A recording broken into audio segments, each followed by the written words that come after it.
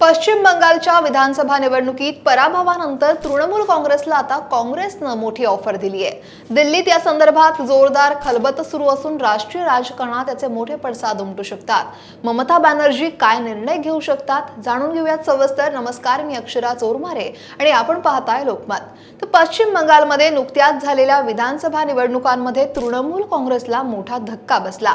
खरं तर या पराभवानंतर पक्षाच्या भवितव्याबाबत अनेक प्रश्नचिन्ह उपस्थित झाले। काँग्रेसने त्यातच तृणमूल काँग्रेसला आता आपल्या पक्षात विलीन करून घेण्याचा थेट प्रस्ताव दिला असल्याची माहिती समोर येते।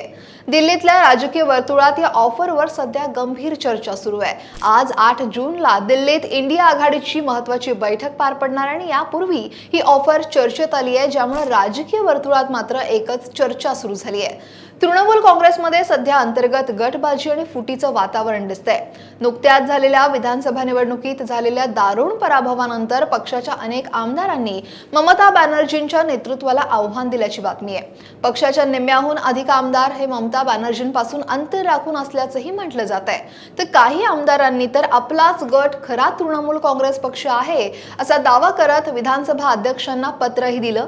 ही ऑफर आता अशा वेळी आली आहे जेव्हा ममता बॅनर्जी पक्षातील या फुटीला रोखण्यासाठी आणि आपल्या पक्षाचं अस्तित्व टिकवण्यासाठी झगडतायत।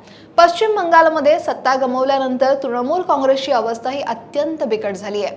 सत्ता जाताच पश्चिम बंगालमधील टीएमसीचं वर्चस्व हे मोडीत निघालंय आणि पक्षाचे दुसरे सगळ्यात मोठे नेते अभिषेक बॅनर्जी यांच्यावर सुद्धा थेट हल्ला झाल्याच्या घटना सुद्धा घडल्यात। याच पार्श्वभूमीवर काँग्रेसकडून आलेल्या या विलिनीकरणाच्या ऑफरनं त्यांना एक नवीन पर्याय उपलब्ध करून दिलाय।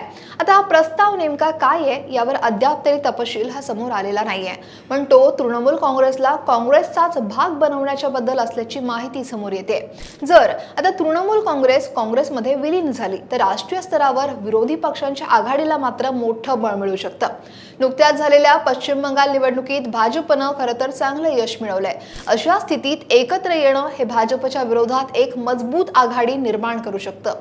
काँग्रेससाठी तृणमूल काँग्रेसच्या विलिनीकरणानं पश्चिम बंगालमध्ये त्यांना पुन्हा एकदा मजबूत स्थान मिळवायला मदत होईल, जिथं त्यांचे एकेकाळी मोठं वर्चस्व होतं। तर तृणमूल काँग्रेससाठी पक्षातील सध्याची फूट आणि अस्थिरता यावर तोडगा काढत राष्ट्रीय पक्षाच्या छत्राखाली पुन्हा एकदा नव्यानं सुरुवात करण्याची संधी मिळू शकते आणि यामुळे 2026च्या पश्चिम बंगाल निवडणुकीनंतर निर्माण झालेल्या राजकीय अनिश्चिततेवर काही प्रमाणात पडदा पडू शकतो। जर असं घडलं तर टीएमसी समोरची आव्हानं नेमकी काय असतील आणि पुढची वाटचाल कशी असू शकते हा सुद्धा एक प्रश्न आहे, कारण हे विलिनीकरण सोपं असणार नाहीये। ममता बॅनर्जी यांचा स्वतःचा एक करिश्मा आणि पश्चिम बंगालमधील एक हाती सत्ता गाजवण्याचा इतिहास आहे। काँग्रेसच्या राष्ट्रीय नेतृत्वाखाली काम करण्यासाठी त्यांना आणि त्यांच्या कार्यकर्त्यांना काही अटी आणि शर्ती या मान्य कराव्या लागतील। याशिवाय काँग्रेसमध्येही 7 राज्यांचे प्रदेशाध्यक्ष आणि काही राज्य प्रभारी बदलण्याच्या तयारीत पक्ष संघटना मजबूत करण्याचे प्रयत्न सुद्धा सुरू आहेत आणि त्यामुळेच अंतर्गत बदलांचा वेगही महत्त्वाचा ठरू शकतो। याच इंडिया आघाडीमध्ये सध्या काही मतभेद सुरू असल्याचे चित्र आहे। तामिळनाडूमध्ये काँग्रेस सोबतच्या वादामुळे डीएमकेनं 8 जूनच्या बैठकीला गैरहजर राहण्याचा निर्णय घेतलाय, ज्यामुळे आघाडीला काही प्रमाणात धक्का बसलाय। अशा स्थितीत तृणमूल काँग्रेस आणि काँग्रेसचं विलिनीकरण हे इंडिया आघाडीसाठी एक गेम चेंजर ठरू शकतं किंवा नव्या आव्हानांना जन्म देऊ शकतं।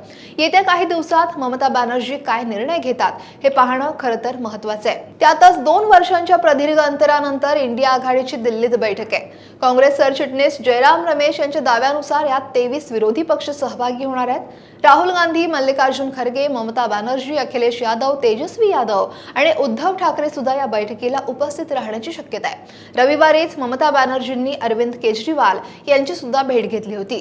आता या महाबैठकीपूर्वीच इंडिया आघाडीतील अंतर्गत वाद हे समोर सुद्धा आले आहेत।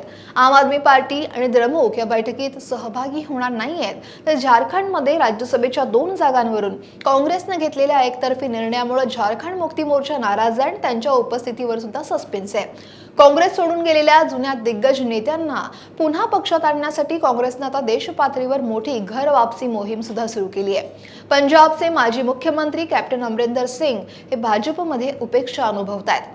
पंजाब भाजप प्रदेशाध्यक्ष ढिल्लन यांच्या कार्यपद्धतीवर ते नाराज आहेत आणि सोनिया गांधींचा एक फोन येताच कॅप्टन यांची काँग्रेसमध्ये घरवापसी निश्चित मानली जाते।